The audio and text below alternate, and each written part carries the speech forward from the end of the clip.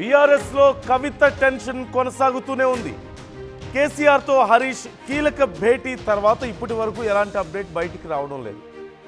London నుంచి రాగానే Erravalli form హౌస్కు Harish చేరుకున్న విషయం మనకు తెలిసిందే. ఫామ్ హౌస్లో పై అంతస్తులో కేసీఆర్ హరీష్ భేటీ అయ్యారు. కేసీఆర్ హరీష్ భేటీలో కేవలం కేటీఆర్కు మాత్రమే ఎంట్రీ ఉంది. సమావేశం జరుగుతున్నంతసేపు కూడా బీఆర్ఎస్ లీడర్లను ఎవ్వరినీ లోపలికి అనుమతించలేదు. ఎంత కీలకమైన నాయకులైనా సరే ఎవరిని లోపలికి రానివ్వలేదు. కవిత కాళేశ్వరం ఇష్యూ పైన ముగ్గురు మధ్య చాలా కీలకంగా చర్చ జరిగినట్లుగా తెలుస్తోంది. సాయంత్రం వరకు కేసీఆర్తోనే హరీష్ ఉన్నారు. వారం నుంచి ఫామ్ హౌస్లోనే కేటీఆర్ కేసీఆర్తోనే ఉన్నట్లుగా తెలుస్తోంది. ఏం జరుగుతోంది, ఏం జరగబోతోంది అనేదే చాలా కీలకంగా మారింది. కవిత ఓవైపు ఇలాంటి నష్టాన్ని 100 రెట్లు భరించడానికి నేను సిద్ధంగా ఉన్నాను అని ఒక ట్వీట్ చేశారు. అంటే ఇక్కడితో అయిపోలేదు, ఇంకా చాలా మాటల తోటాలు పేలబోతున్నాయి. నిజాల పేరుతో పార్టీలో జరుగుతున్నటువంటి అన్యాయాల పేరుతో తనకు చేసినటువంటి అన్యాయాలకు సంబంధించి కానీ రాష్ట్ర ప్రజలకు చేసిన అన్యాయాల గురించి కానీ కవిత ప్రజలకు చెప్పబోతున్నారు అనేది క్లియర్గా తెలుస్తోంది. తన రాజకీయ భవిష్యత్తులో భాగంగా కూడా ఖచ్చితంగా బీఆర్ఎస్ గురించి మాట్లాడబోతున్నారంటూ తెలుస్తోంది. కానీ ఇప్పుడు బీఆర్ఎస్ పరిస్థితే ముందు నుయ్యి వెనక గొయ్యి అన్న చందంగా మారిందా? ఓవైపు కాళేశ్వరం ఇష్యూతో ఏం చేయాలో అర్థం కాక తలలు పట్టుకుంటున్న సమయంలో కొంత కోర్టు రిలీఫ్ ఇచ్చినప్పటికీ కూడా పూర్తిగా కాళేశ్వరం సమస్య అనేది బీఆర్ఎస్కు వీడలేదు, కేటీఆర్కు వీడలేదు. ఈ నేపథ్యంలో మరోవైపు కవిత రూపంలో పెద్ద ఆపద ముంచుకొచ్చింది. మాట్లాడితే ఒక సమస్య, మాట్లాడకపోతే ఇంకో సమస్య. మాట్లాడితే కవిత చెప్తున్నటువంటి వాటికి సమాధానాలు చెప్తే, కవితకు కౌంటర్ ఇచ్చే ప్రయత్నం చేస్తే ఇంకా ఎక్కువ విషయాలు బయటకు వచ్చే ప్రమాదం ఉంది. అంటే వీటి గురించి మాట్లాడుతున్న సందర్భంలో చాలా డీటెయిల్స్ బయటకు వచ్చే అవకాశం ఉంటుంది. అటు తిరిగి ఇటు తిరిగి బీఆర్ఎస్ పరువే రోడ్డునెక్కే పరిస్థితి కనిపిస్తుంది. అది కాంగ్రెస్కి బీజేపీకి బలంగా మారే అవకాశం ఉంటుంది. అలాగని మాట్లాడకపోతే కవిత చేసినటువంటి వ్యాఖ్యలు, కవిత చేస్తున్న విమర్శలు నిజమని ఒప్పుకోవాల్సిన పరిస్థితి ఉంటుంది. అంటే నిజంగానే హరీష్ రావు ఏదో అక్కడ అవినీతికి పాల్పడ్డారని, కుమ్మక్కయ్యారని బీఆర్ఎస్ నాయకులు, ముఖ్య నాయకులు అందరూ అవినీతి పరులు అని చెప్పి మాట్లాడారు. ఇప్పుడు అదే నిజం అని చెప్పేసి నమ్మాల్సినటువంటి పరిస్థితి పార్టీకైనా ప్రజలకైనా ఉంటుంది. సో ఇలాంటి గందరగోళ పరిస్థితుల్లో బీఆర్ఎస్కు ఉన్న ఆప్షన్స్ ఏంటి అసలు? ఓవైపు కవిత తన రాజకీయ భవిష్యత్తు గురించి చకచక అడుగులు వేస్తున్నారు. బ్యాక్గ్రౌండ్లో వర్క్ నడుస్తోంది. అడపాదడపా బీఆర్ఎస్ గురించి మాటల తోటాలు పేలుతున్నాయి. కాంగ్రెస్ గురించి, బీజేపీ గురించి మాట్లాడుతున్నప్పటికీ కూడా బీఆర్ఎస్ గురించి మాట్లాడిందే ఖచ్చితంగా హైలైట్ అవుతున్నటువంటి పరిస్థితి కనిపిస్తోంది. కానీ కవిత రాజకీయ భవిష్యత్తు గురించి ఏ నిర్ణయం తీసుకుంటారనేది ఎవరికి తెలియడం లేదు. సొంత పార్టీ పెడతారనేటువంటి ప్రచారమే ఎక్కువగా జరుగుతుంది. మరి పెడితే నష్టాలు ఏంటి, లాభాలు ఏంటి అనేది ఒక అంశం. ఇప్పుడు బీఆర్ఎస్ పరిస్థితి ఏంటి? కాంగ్రెస్తోనూ బీజేపీతోనూ ఇప్పటికే నానా అవస్థలు పడుతుంటే, అటు బీజేపీ కేంద్రంలో అధికారంలో ఉంది, కేసుల విషయంలో బీజేపీతో ఏదో చర్చలు జరుపుతున్నారని చెప్పేసి కాంగ్రెస్ ఆరోపణలు చేస్తుంది. మరోవైపు కాంగ్రెస్ గతంలో మీరు ఇంత అవినీతి చేశారని చెప్పి ఇక్కడ రాష్ట్రంలో కేసులు పెట్టడం, విమర్శలు చేయడం ఇవన్నీ చూస్తూనే ఉన్నాం. ఈ తరుణంలో ఇప్పటికే కాంగ్రెస్ను, బీజేపీని ఎదుర్కోవడానికే బీఆర్ఎస్ నానా అవస్థలు పడుతున్న సమయంలో, ఉన్న నాయకులను కాపాడుకోలేక నానా తంటాలు పడుతున్న సమయంలో, రేపు స్థానిక సంస్థలకు ఎన్నికలకు ఎలా ప్రిపేర్ అవ్వాలా అని మల్లగుల్లాలు పడుతున్న సమయంలో కవిత అనే ఒక పెద్ద బాంబు పేలింది. కవిత మాటల తోటాలు చాలా షార్ప్గా పేలుతున్నాయి. అక్కడ ఓ పక్క ఇటువైపు కనీసం డిఫెండ్ చేసుకునే అవకాశం కూడా లేకుండా పోయింది. ఎంతైనా కేసీఆర్ డాటర్, కేటీఆర్కు చెల్లి. అంత తొందరగా ఎవరు పడితే వాళ్ళు మాట్లాడలేరు. మిగతా చిన్న కార్యకర్తలు కానీ, కొద్దిపాటి నాయకులు కానీ మాట్లాడే అవకాశం లేదు. ఖచ్చితంగా పెద్ద నాయకులే మాట్లాడాలి. పెద్ద నాయకులు ఒకవేళ ఈ విషయం గురించి మాట్లాడితే పెద్ద చర్చ అవుతుంది, ఇంకా చాలా విషయాలు బయటకు వస్తాయి. అలాగని మాట్లాడకుండా వదిలేస్తే తమ మీద మాట్లాడుతున్నటువంటి మాటలకు సమాధానం చెప్పలేకపోతున్నారంటే అదే నిజమని ప్రజలు అంటే కాంగ్రెస్ పార్టీ కానీ, బీజేపీ కానీ ప్రచారం చేసే అవకాశం ఇక్కడ ఎక్కువగా ఉంది. ఇప్పటికే సమాధానం చెప్పలేకపోతున్నారు. ఇలాంటి తరుణంలో హరీష్ విదేశాల నుంచి తిరిగి రాగానే కేటీఆర్ అప్పటికే భేటీ అయ్యారు. కేసీఆర్తో చాలా సందర్భాల్లో హరీష్ తిరిగి రాగానే ముగ్గురు కూర్చొని రోజంతా చర్చించినట్లుగా తెలుస్తోంది. ఫోన్ కాల్స్ ఆన్సర్స్ చేయడం లేదు, మిగతా నాయకులకు సమాధానాలు చెప్పడం లేదు, కలుస్తామని వెళ్తే లోపలికి రానివ్వడం లేదు, లోపల ఏం జరుగుతుందో తెలియలేదు, దేని గురించి చర్చిస్తున్నారో తెలియడం లేదు, ఏం స్ట్రాటజీ చేస్తున్నారో తెలియడం లేదు. మరి ఇంత జరిగిన తర్వాత ఇప్పుడు స్ట్రాటజీ ఎలా ఉండే అవకాశం ఉందంటే అది కూడా ఎవ్వరికి ఎలాంటి క్లూ లేదు. సో ఇప్పుడు బీఆర్ఎస్ ఏం చేయబోతుంది? ఇలా ఒక రకమైనటువంటి అష్టదిగ్బంధనంలో ఉన్నటువంటి బీఆర్ఎస్ మరోవైపు ఎన్నికలకు సమాయత్తం అవ్వాల్సిన పరిస్థితుల్లో ఓవైపు కాంగ్రెస్ బీసీ రిజర్వేషన్లు అంటూ హామీలంటూ చాలా వేగంగా దూసుకుపోతుంది. మరోవైపు బీజేపీ అక్కడ కేంద్రంలో అధికారంలో ఉంది, అక్కడి నుంచి మద్దతు బాగా కూడగట్టుకుంటోంది, చాలా అంశాలకు రిలీజియస్ అంశాలకు సంబంధించి చాలా హడావుడి చేస్తుంది.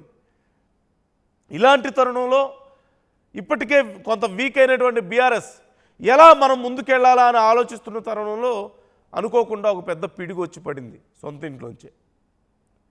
What BRS can do now? ఏం చేయబోతుంది, ఏం చేసే అవకాశం ఉంది, ఎవరికి అర్థం కావడం లేదు. కానీ ఒక్క విషయం, రాజకీయ చాణక్యత కేసీఆర్కి పెట్టింది పేరు. ఆయన ఖచ్చితంగా ఎలాంటి క్లిష్ట పరిస్థితుల్లో అయినా సరే తనకు అనుకూలంగా మార్చుకునేలా నిర్ణయాలు తీసుకోగలుగుతారనేటువంటి అభిప్రాయం ప్రజల్లో ఉంది, రాజకీయ వర్గాల్లో ఉంది. ఎన్నో చూశారు. మరి ఇప్పుడున్న పరిస్థితిని, ఇలాంటి ఒక గడ్డు పరిస్థితిని కేసీఆర్ ఎలా ఎదుర్కోబోతున్నారు? కేటీఆర్ హరీష్ ఒక తాటిపైకి వస్తున్నట్లుగా కనిపిస్తోంది. గతంలో ఏవో కొన్ని సమస్యలు ఉన్నాయని ప్రచారం జరిగినప్పటికీ ఖచ్చితంగా ఇప్పుడు ఒక తాటిపైకి వస్తున్నట్లుగా క్లియర్గా కనిపిస్తోంది. మధు జాయిన్ అవుతున్నారు మనతో, మధుతో మాట్లాడదాం. మధు, ఒక రకమైనటువంటి అష్టదిగ్బంధనం కనిపిస్తోంది. అధికార పార్టీ కేసులు, కాళేశ్వరం ఇష్యూ, మరోవైపు గతంలో ఏదో అవినీతి చేశారంటూ విమర్శలు, అక్కడ బీజేపీ నుంచి ఓవైపు ఫైట్, బయట నుంచి ఓవైపు బలమైనటువంటి యుద్ధాన్ని ఎదుర్కొంటున్నటువంటి బీఆర్ఎస్కు అంతర్గతంగా ఇప్పుడు కుటుంబం నుంచే వచ్చినటువంటి ఈ సమస్య ఇంకా పెద్ద తలనొప్పిగా మారిందా? దీంతో ఒక రకంగా బీఆర్ఎస్ అష్టదిగ్బంధనంలో ఉందా? మొన్న హరీష్ రావుతో భేటీలో అసలు ఏం జరిగింది ఎవ్వరికి ఏమీ తెలియదు అంటున్నారు. అండ్ బీఆర్ఎస్ ముందు ఉన్నటువంటి ఆప్షన్స్ ఏంటి? ఇప్పుడు కేసీఆర్ వీళ్ళందరికీ సూచన చేసే అవకాశం ఉంది. ఇప్పుడున్న పరిస్థితులను ఎట్లా ఎదుర్కోవాలి, ముఖ్యంగా కవిత చేసినటువంటి అంశం, తర్వాత కాళేశ్వరం, ఈ రెండు అంశాలను ఏ రకంగా ఫేస్ చేయాలి క్షేత్రస్థాయిలో అనేటువంటి దానిపైనే కేసీఆర్ ఇద్దరికి ఒక దిశానిర్దేశం చేశారు అనేటువంటి చర్చ కొనసాగుతుంది. హరీష్ రావు లండన్ నుంచి నేరుగా ఫామ్ హౌస్ చేరుకున్నారు కాబట్టి ఫామ్ హౌస్ లో ఆల్రెడీ పూజ కొనసాగుతోంది. గణపతి హోమము, చండీయాగము, వీటన్నిటికంటే జరుగుతున్న పరిణామాలను, నెగిటివిటీ ఏదైతే చుట్టుపక్కల ఉందో ప్రతికూల పరిస్థితులను దూరం చేసుకోవడానికి ఒకవైపు పూజ, మరోవైపు కార్యాచరణ, క్షేత్రస్థాయిలో జరుగుతున్న పరిణామాలు, కవిత చేసిన కామెంట్స్, ఇవన్నీ కూడా ప్రతిపక్షాలకు బలంగా మారుతున్నాయి. ముఖ్యంగా అధికార పార్టీ అయితేనేమో ఈ అంశాన్నే ప్రజల్లోకి తీసుకెళ్లాలనేటువంటిది పెద్ద ఎత్తున కాళేశ్వరం కమిషన్ నివేదికను అసెంబ్లీలో చర్చ చేసేలా, అది చర్చ జరిగేలా, జనాలకు వెళ్లేలా ఒక వ్యూహరచన చేస్తే, తర్వాత దాన్ని సిబిఐకి అప్పగించడం వ్యూహాత్మకంగా, అంటే రాష్ట్ర ప్రభుత్వం చేస్తే మా పైన కక్షపూరితంగా ఉంటుంది అనేటువంటిది పైన కేంద్రానికి ఇస్తే వాళ్ళు చూసుకుంటారు అనేటువంటిది. ఈ తరుణంలోనే కవిత అమెరికా నుంచి రాగానే డైరెక్ట్ గా మరొక బాంబు పేల్చినటువంటి పరిస్థితి. హరీష్, సంతోష్ రావే కీలకంగా వీళ్ళే అవినీతికి మరకలంటడానికి కారణం వీళ్ళే. ప్రభుత్వం మళ్ళీ అధికారంలోకి రాకుండా అప్పుడు అడ్డుపడ్డది వీళ్ళే.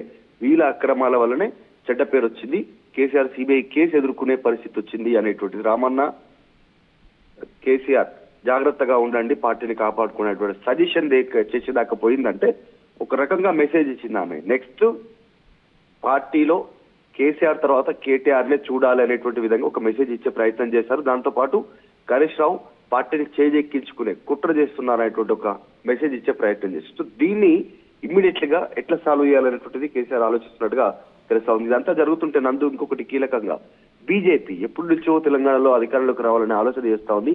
ఇదే సరైన అదును, ఇదే సరైనటువంటి టైము అనేటువంటిది వాళ్ళు ఆలోచన చేస్తా ఉన్నారు. ఇప్పుడు బీజేపీ బలపడే అవకాశం ఉంది తెలంగాణలో అని వాళ్ళు వ్యూహరచన చేస్తా ఉన్నారు, సమావేశాలు ఏర్పాటు చేసుకుంటున్నారు. సో ఈ సిచ్యువేషన్ లోనే కేసీఆర్ కుటుంబంలో ఉన్నటువంటి అంతర్గత కలహాలను వారు రాజకీయంగా లబ్ధి పొందడానికి వాళ్ళు ప్రయత్నం చేస్తా ఉన్నారు. ఇంత మధ్యలో మళ్ళీ అధికారం రావడం అనేటువంటిది కల్లా ఒకవేళ ఇలాగే కొనసాగితే దీన్ని స్టాప్ చేయాలి, బ్రేక్ చేయాలి, ప్రజల్లో మళ్ళీ అభిమానం చూరగొనాలనేటువంటి దిశగా కేసీఆర్ దిశానిర్దేశం చేసే అవకాశం ఉంది. కేసీఆర్ ఒకటే ఆలోచన, ఆల్రెడీ కాంగ్రెస్ క్షేత్రస్థాయిలో అనుకున్నంత బలంగా లేదు, అధికారంలోకి వచ్చారు కానీ ప్రజల్లో అసంతృప్తి ఉంది ఇంకా కూడా, దాన్ని మన వైపు తిప్పుకోవాలంటే ఎలా అని ఆలోచిస్తున్న సందర్భంలో కవిత చేసినటువంటి కామెంట్స్ పైనే తీవ్రంగా చర్చ చేసినట్టుగా చర్చ జరుగుతూ ఉంది. ముఖ్యంగా హరీష్ రావు దీనిపైన సమాధానం చెబుతారా కవిత వ్యాఖ్యల పైన? కవిత ఒక్క ఆరోపణ చేయలేదు హరీష్ రావు పైన, చాలా పెద్ద పెద్ద ఆరోపణలు చేశారు. హంపి కుట్ర అంటూ ఒక స్టేట్మెంట్ చేశారు. తర్వాత ఇక్కడ హరీష్ రావు వల్లనే ఈటెల రాజేందర్, అప్పుడున్నటువంటి గతంలో పాత నాయకులు బీఆర్ఎస్ లో ఉన్నటువంటి జగ్గారెడ్డి నుంచి మొదలు పెడితే ఇప్పటి వరకు వెళ్ళినటువంటి వారంతా కూడా హరీష్ రావు కుట్ర వల్లనే బయటికి వెళ్ళిపోయారు అట్లా అనేటువంటి స్టేట్మెంట్ చేశారు. అంతేకాకుండా అవినీతి ఆరోపణలు ముఖ్యంగా. తర్వాత ముఖ్యమంత్రి రేవంత్ రెడ్డితో ములాఖత్, కలిసి ఉన్నారు అంతర్గతంగా, ఇటు కాంగ్రెస్ తో ఇటు బీజేపీతో కూడా కలిసి ఉన్నారు అనేటువంటి స్టేట్మెంట్. కేసీఆర్ ప్రకటించినటువంటి ఎమ్మెల్సీ అభ్యర్థి దాసోజు శ్రవణ్ని ప్రకటించగా మరొక అభ్యర్థి పేరు తెరపైకి తీసుకొచ్చేలా ప్రయత్నం చేశారు, అది బీజేపీ నుంచి, మీరు ఒక అభ్యర్థిని పెట్టండి అనేటువంటిది. ఇది ఒక కుట్ర. ఇట్లా అన్ని రకాలుగా కేసీఆర్ ఏం చేసినా దానికి కౌంటర్ గా ట్రబుల్ చేయడము, దాన్ని ట్రబుల్ షూట్ చేసినట్టుగా యాక్టింగ్ చేయడం, ఇట్లా చాలా అంశాలను ఆమె హరీష్ రావు పేరిట దృష్టి టార్గెట్ చేసినటువంటి పరిస్థితి. దాంతో పాటు సంతోష్ రావు పైన కూడా తీవ్రమైనటువంటి అవినీతి ఆరోపణలు చేశారు. వీటన్నిటినీ సమాధానం చెప్పకపోతే కూడా రేపు ఫ్యూచర్ లో క్షేత్రస్థాయిలో ఇబ్బందులు కుదిరయ్యే పరిస్థితి ఉంటుంది పార్టీ. కాబట్టి వీటన్నిటిపైన చర్చిస్తా ఉన్నారు. కాకపోతే కేసీఆర్ ఆదేశాలు లేకుండా కేటీఆర్ గాని హరీష్ రావు గాని ఈవెన్ ప్రెస్ మీట్ కూడా పెట్టేటువంటి సిచ్యువేషన్ లేదు. సో కేసీఆర్ ఏం చెప్పారు వీరికి, కొద్ది రోజుల్లో ఏం తేలనుంది అనేటువంటిది. ఈ రోజు ఆల్రెడీ సండే, రేపు మండే ఏమైనా ప్రెస్ మీట్ ఉంటుందా, లేదంటే ఈ రోజు సాయంత్రం లోపలే ప్రెస్ మీట్ ఏమైనా అరేంజ్ చేయబోతా ఉన్నారా హరీష్ రావు అనేటువంటిది బిగ్ క్వశ్చన్. ఇంకోటి, కవిత కూడా హరీష్ రెస్పాండ్ అయితే దానికి రెస్పాండ్ కావడానికి సిద్ధంగా ఉన్నట్టుగా తెలుస్తా ఉంది మనకు కలుగుతున్న సమాచారం ప్రకారం. కాబట్టి నిజంగా ఒక పెద్ద కుదుపు ఇది బీఆర్ఎస్ పార్టీకి.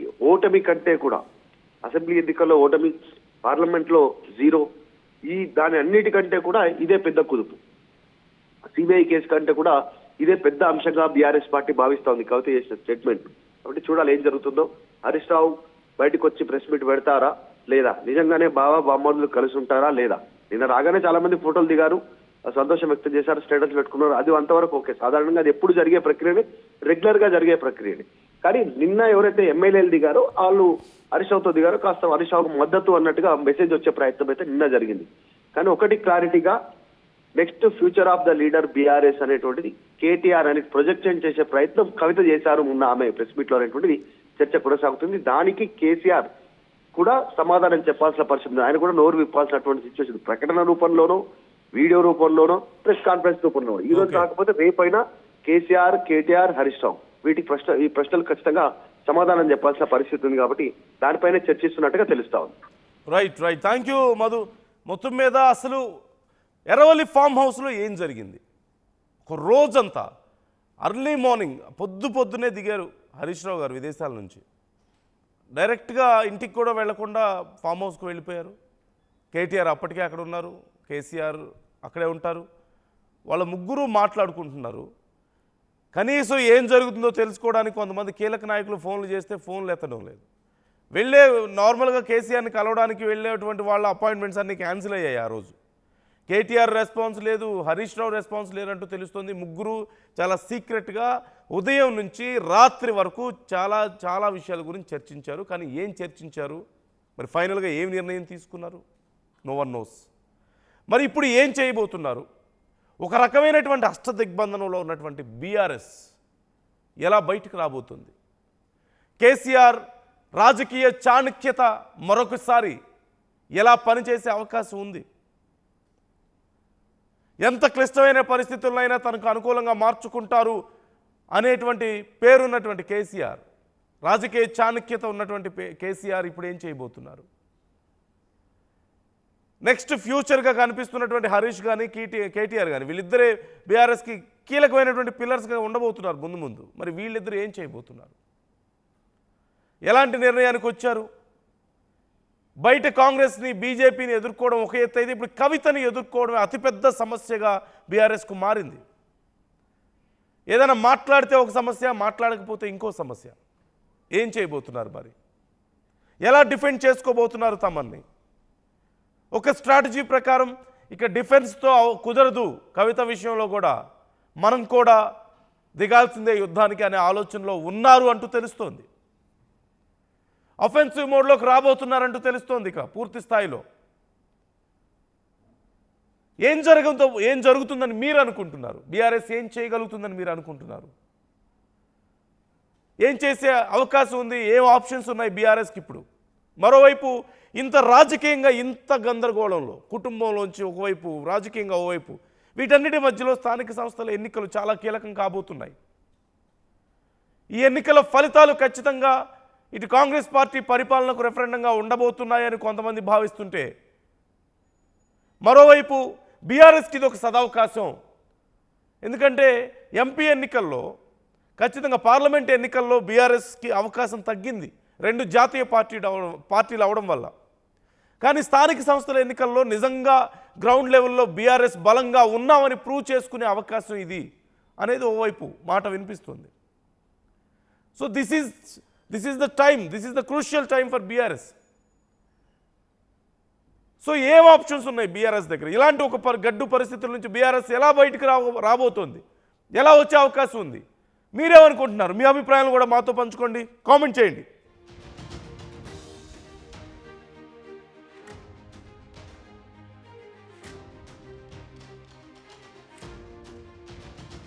ఒకసారి హరీష్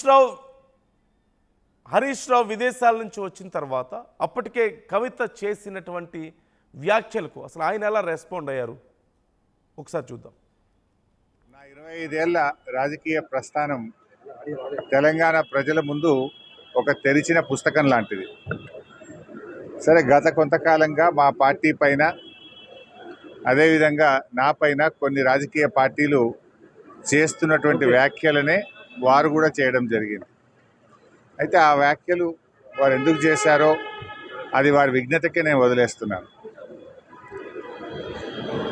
కేసీఆర్ గారి నాయకత్వంలో గత 2.5 దశాబ్దాల కాలంగా ఒక క్రమశిక్షణ కలిగిన కార్యకర్తగా రాష్ట్ర సాధనలో, రాష్ట్ర అభివృద్ధిలో నేను చూపిన నిబద్ధత, నా పాత్ర అందరికీ తెలిసినటువంటిదే. ఈరోజు రాష్ట్రంలో ఎరువులు దొరకక ఒకవైపు రైతులు గోసపడతా ఉన్నారు, మరొక వైపు వరద ప్రాంతాల ప్రజలు అనేక ఇబ్బందుల్లో ఉన్నారు. కేసీఆర్ గారు దశాబ్ద కాలం ఎంతో కష్టపడి నిర్మించిన వ్యవస్థలను, ఒక్కొక్క వ్యవస్థను ఉద్దేశపూర్వకంగా ఈనాడు రేవంత్ రెడ్డి గారి ప్రభుత్వం కూల్చేటువంటి ప్రయత్నం చేస్తూ ఉంది. సో ఇటువంటి పరిస్థితుల్లో కష్టాల్లో ఉన్న ప్రజల్ని ఆదుకునే విషయంలో, తెలంగాణ ద్రోహుల చేతుల్లో నుంచి ఈ రాష్ట్రాన్ని కాపాడుకునే విషయంలో మా దృష్టి అంతా ఉంటుంది. సో మేము ఈ రాష్ట్ర సాధనలో పోరాటం చేసిన వాళ్ళం, ఈ రాష్ట్రాన్ని కాపాడుకోవడంలో బాధ్యత కలిగిన వాళ్ళం. సో మా సమయాన్ని అంతా కూడా దాని మీదనే మేము వెచ్చిస్తాం. తప్పకుండా కేసీఆర్ గారి నాయకత్వంలో తిరిగి బీఆర్ఎస్ పార్టీని అధికారంలో తెచ్చుకొని ఈ ప్రజలు పడుతున్న కష్టాలను తొలగించడానికి అందరం కలిసికట్టుగా ముందుకు సాగుతాం. అసలైన తొలి వెలుగు. ఫాలో వాట్సాప్ @తొలి వెలుగు official.